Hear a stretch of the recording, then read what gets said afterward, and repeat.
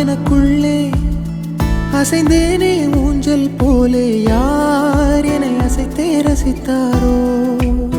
சலிக்காமல் பேரலை மேலே